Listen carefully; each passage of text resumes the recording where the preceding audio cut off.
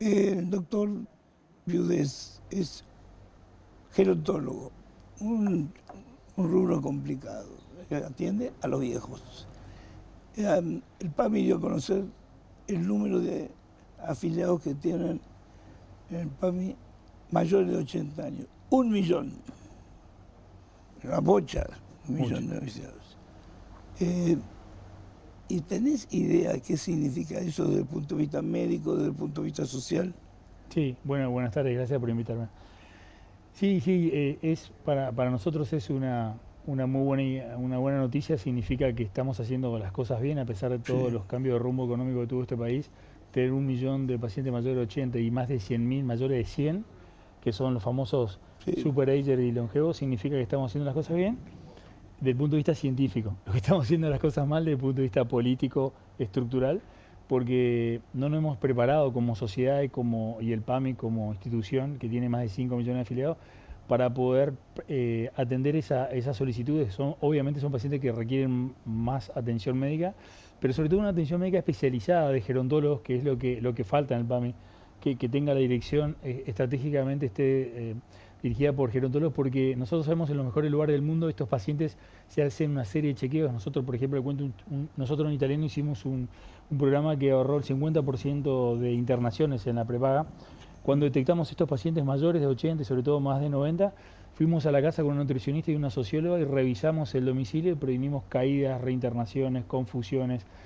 Todo esto nos está haciendo y lo que significa que vamos a tener un invierno duro, con una gripe que viene que va a ser tremenda según las anécdotas de Estados Unidos y Europa. La población no está cubierta, solo el 50% de los adultos mayores están con la vacuna antigripal. Así que sí, es un problema a corto plazo que espero que lo podamos remediar a mediano plazo. Sí. Ahora, digo, vos atendés pacientes PAMI, no. Nosotros en Italiano teníamos PAMI hace 20 años y yo quedé como médico de ellos y me van a ver al consultorio privado y sí, yo les hago la receta para PAMI, que van al médico de PAMI y se le hace la receta. ¿Y vos le recetas medicamentos? Sí. ¿Se los dan los medicamentos? Bueno, ahí tenemos otro segundo problema. Se hizo un recorte económico sin tener una visión científica y se le recortó más de 20 medicamentos. Que eran gratuitos. Medicamentos? Más de 20 medicamentos genéricos, que eso significa más de 100 opciones, que son genéricos, que por eso digo que es un corte económico y no científico estratégico, porque, por ejemplo, sacarle un antihipertensivo que a un abuelo le cae bien, que no le trae efectos colaterales y que le mantiene la presión normal, disminuye 50% de demencia, ACV y síndromes confusionales. Todo eso que los economistas por ahí no ven, le va a pasar a nuestros abuelos porque le hemos sacado esa prestación, y lo obligamos a que vaya a la farmacia. ¿Y qué pasa en la farmacia? Terminan comprando genéricos. Lo mismo pasó con los analgésicos.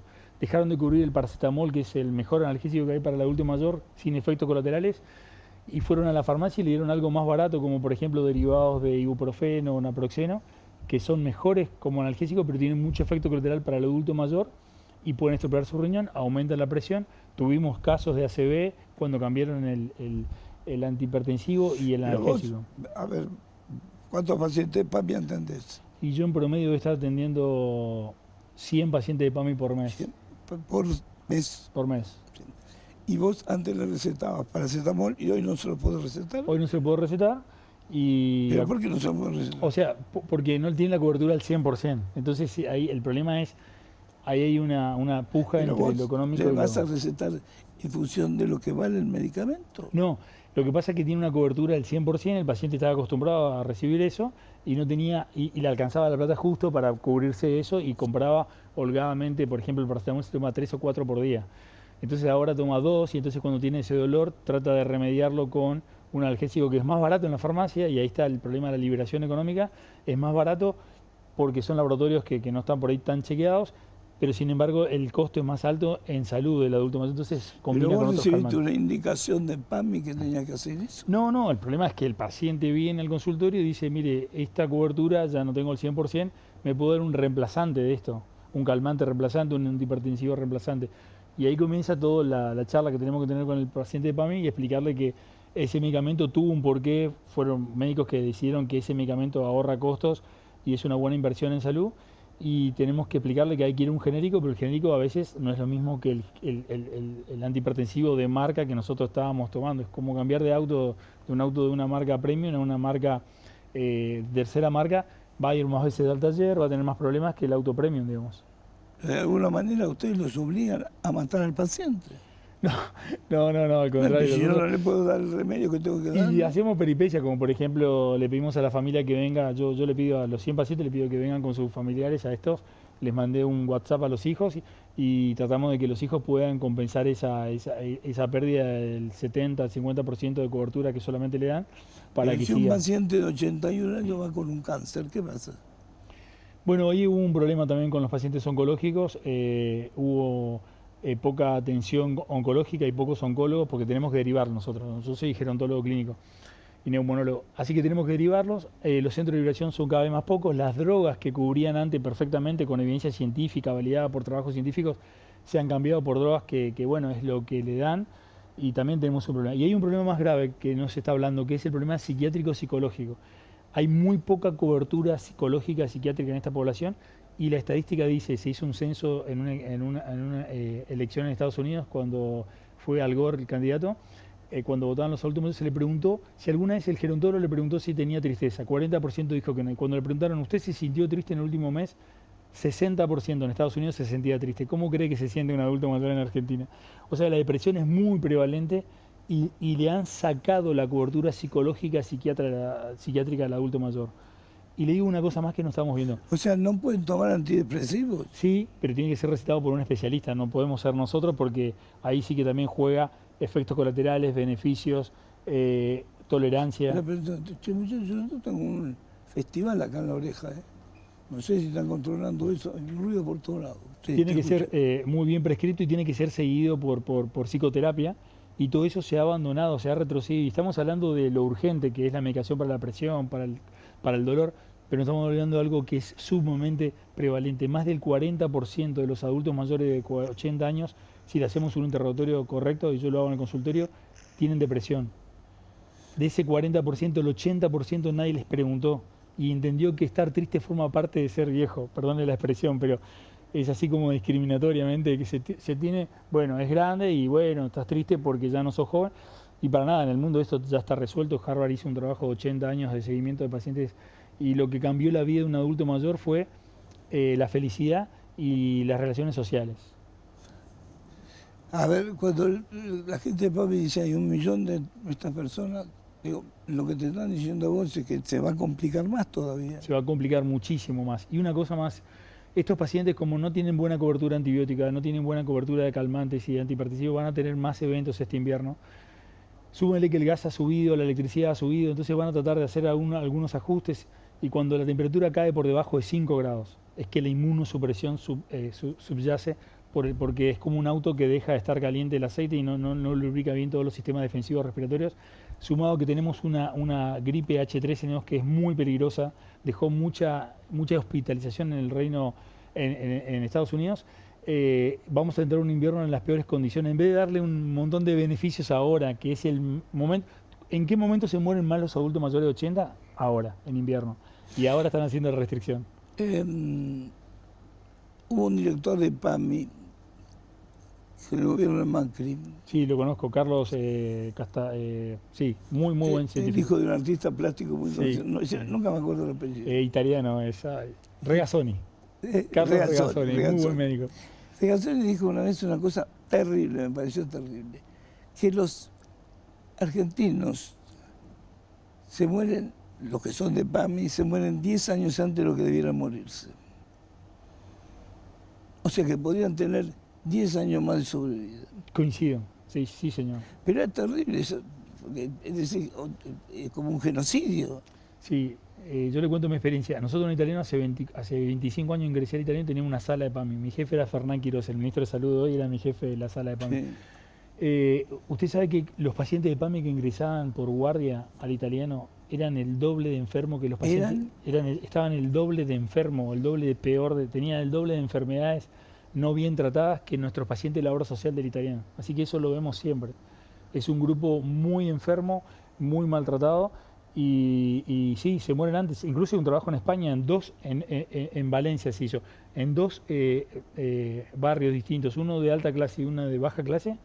La sobrevida era 10 años mayor en el grupo de alta clase. O sea, sucede en España, imagínense en Argentina, con las diferencias Pero me económicas pareció que hay. terrible el tema. Morirse 10 años antes. Sí, sí, 100% de acuerdo. ¿Y qué cree que pasa en el norte del país? ¿Qué cree que pasa? Se ¿Cree que mueren 10 años antes. se mueren 10 años ahí? Yo tengo mis padres ahí y trabajo muchas veces ahí. Y yo miro una cosa, fíjese que quiero que mire esto. Usted mire cómo camina un adulto mayor de más de 80 años en la ciudad de Buenos Aires. Camina erguido, bien derecho y rápido, Sí. que es un factor de predictor de mortalidad a la velocidad. Nosotros lo medimos. Un paciente del norte camina un poco más agachado y más lento. Eso ya es un predictor de lo que le está pasando, no está pasando como país con las desigualdades que tenemos a nivel país y a nivel de obras sociales. PAMI contra una obra social como podría ser la del italiano. Nosotros lo vivimos plenamente. De ahí mi vocación de gerontología. Para nosotros era un desafío. El paciente de PAMI, al otro día, dejarlo bien, era mucho más difícil que dejarlo bien un paciente de la obra social del italiano. Así que ahí creció mi pasión por el desafío del adulto mayor. Obvio que es una descripción, pero tenemos que hacer algo por eso, se puede cambiar. Pero para eso hay que tener voluntad y plata. Y conocimiento. Y conocimiento. Y conocimiento científico, yo llevo 30 años haciendo esto, y conocimiento científico estratégico de por dónde ir. Por ejemplo, podemos ahorrar en cremas, hay cremas para la piel del adulto mayor. Perfecto. Hay medicamentos para la diabetes que se pueden reemplazar por otros, pero antihipertensivo, calmante, antibiótico, vacuna antigripal no es el camino. Qué bárbaro. O sea que esto es, digamos, guita nada más. Es más inversión, pero esa inversión, yo digo, tenemos inversiones superfluas, usted lo debe ver todo el tiempo, está mal distribuido el recurso económico, pero también formar los recursos humanos, a eso me refiero. El médico de PAMI ahora hay un gran paro porque le han reducido el 50% de sus ingresos, porque en vez de pagarle por cada paciente le van a pagar un monto Por la fijo. cápita. Claro, imagínense el adulto mayor. Y el adulto mayor va, por lo menos en invierno, va 4 veces por mes y a ese médico le van a pagar por una consulta. ¿Qué va a hacer el médico? Va a tratar de no verlo. Entonces también el recurso tiene que estar bien distribuido y también hay que formar a esos médicos. Y sí estoy de acuerdo en algo que pasó con los docentes. Hay que tomarles exámenes psicológicos y científicos a los médicos, porque uno tiene que tener vocación. Y Vos decís que un viejo no lo atiende cualquiera. no, absolutamente, lo digo yo hace 30 años. Hay que tener ganas porque viene la familia, uno tiene que evacuar las preguntas de la familia. Tiene que prever si ese adulto mayor no tiene maltrato físico, psicológico, y eso en la consulta uno ¿Te lo ha puede ver. pasado a vos? Sí, absolutamente, absolutamente. Me acuerdo un caso de un paciente que venía porque tenía dolor crónico y un día fuimos más profundo y era que le habían sacado la fábrica que él manejó toda su vida, la creó un italiano que vino con nada y creó una fábrica, y la hija y el yerno lo habían desplazado, le habían puesto una piscita en el fondo y le hacían hacer un trabajo superfluo y un pago superfluo, y él le había creado la empresa. Y lo pude detectar en el consultorio, entonces cité a los demás hermanos, y eso nadie lo paga, pero es vocacional. Cité a los hermanos y le dije, miren, este es el problema, tienen que arreglarlo. Conseguimos un abogado que se dedica a estos temas y lo resolvieron. Pero ¿cuántos casos hay ahí silentes? ¿Cuántos hijos toman el poder? ¿Cuántos hijos toman el poder de la empresa del padre? Sin que el padre quiera dejar de trabajar. Otra cosa que estamos haciendo, estamos jubilando a nuestros padres sin haberle preguntado. Yo le pregunto a usted o a cualquiera, ¿quién se quiere jubilar si está bien como está usted? Nadie. Pero los hijos toman esa decisión de padrinazgo. Que... No sé por qué me calificaste jubilado. No, usted para nada es jubilarse, un ejemplo. Como Mirta, lo hablamos la vez pasada, estuvimos hablando de Mirta. Pero es que es un ejemplo a seguir, sinceramente. Hay que seguir trabajando lo más que uno pueda, porque al contrario ahora se sabe claramente que uno debería trabajar por lo menos hasta los 80 años si quisiera. Claro, pero, Doc, vamos a ser claros. La gente vive a partir de los 80 años otra vida, ¿sí? Vamos a suponer. Otra vida. El problema es el siguiente. Desde los 40, en la Argentina sos viejo. Sos viejo. Vamos a suponer que el tipo se canse del laburo que tiene. Sí. Y quiera hacer una vida diferente o lo echen. Sí. A los 40 años viejo. Claro. Y a los 80 años vos decís que tiene posibilidades de seguir viviendo. Es raro eso. Sí, seguir trabajando, sí. Bueno, ahí está un muy buen tema. Yo le contaba que hay países escandinavos que lo preparan 5 años antes de jubilarse, a que presente un proyecto y el Estado y la empresa que lo contrató se lo financia. Financiarlo a 10 años, o sea que uno se jubila a los 70 en los países escandinavos y hasta los 80 puede seguir trabajando, siempre y cuando ese trabajo tenga un sentido altruista para la sociedad. Por ejemplo, qué sé yo, cómo ir a buscar los adultos que están en la calle y crear una sociedad, una ONG que les vaya a dar un café con leche ahora que viene el invierno, un mate cocido y un alfajor. Eso podría ser algo altruista que el Estado debería pagar para que un adulto mayor, por ejemplo, tenga ese trabajo. Yo le contaba al italiano, Las mejores clases que yo tuve fue de un médico de 75 años que venía 3 veces por semana en la esquina del hospital italiano, se llama El Residente del Bar, y nos contaba historias vividas a partir de un caso clínico, que no es lo mismo que leer un libro. Eso solo lo puede dar un adulto mayor y eso nos estamos perdiendo de ese oro en polvo que tenemos, y a diferencia de los orientales que claramente aprovechan esa oportunidad. ¿En esos países vive más la gente? Absolutamente. Japón es un ejemplo claro de longevidad, y de hecho nosotros hemos hecho trabajos científicos, hemos tomado de ellos, por ejemplo, cómo se camina y cómo se come. Le digo 2 cosas nada más. Caminar rápido y comer 30% menos lo sacamos de los japoneses. Aumenta la sobrevida un 30%. Esas 2 cosas nada más, fíjese. Si en la charla un gerontólogo le dijera eso a su paciente... La gente acá en Argentina no puede comer pescado porque no está en la cultura del pescado y es caro. Y es caro, pero ahí sí hay un mito. La verdad que el pescado está muy sobrevendido, se llama dieta mediterránea, pero ahora hay un trabajo científico que se acaba de terminar, que fue el trabajo científico más grande hecho en el mundo, y tomaron distintas dietas, la vegetariana, la vegana, la dieta keto. ¿Y sabe qué tienen en común los más longevos que seguían esa dieta? Que tenían mayor consumo de fibras. O sea que es verdura y frutas, y por supuesto proteínas, y ahí sí, básicamente todas son más o menos iguales. Es lo que cambia la mortalidad y no tanto el tema del pescado de agua fría, ¿entiendes? Y por el contrario, el pescado enlatado tendría hasta un problema por el tema del mercurio. Enlatado, no estamos hablando de pescado fresco, ¿no? Sí, pero eso está sobrevalorado. Y le digo otra cosa, la carne del búfalo, quiero que la revise, tiene muchas más propiedades que la vaca, es mucho más longeva la búfala, y no tiene grasa intramuscular, que es un problema de la carne de vaca. Es sabrosa, pero tiene mucha grasa. O sea que es una carne rica en proteína que es mucho más barata que la vaca. ¿Y cómo sabes cuándo es carne de búfala? Porque ya hay frigoríficos y carnicería de búfalo. ¿Trabajan eso? Sí. Claramente, la leche de búfalo y el queso de búfalo tiene 30% más el queso de mozzarella de búfalo. Claro, tiene 30. Escúcheme, en Italia, en la zona de donde se hace el limoncello, la carne más premium, yo estuve ahí este invierno pasado, la carne más premium es la de búfalo, porque ellos entienden claramente que es una carne premium, tiene más proteínas y menos grasa.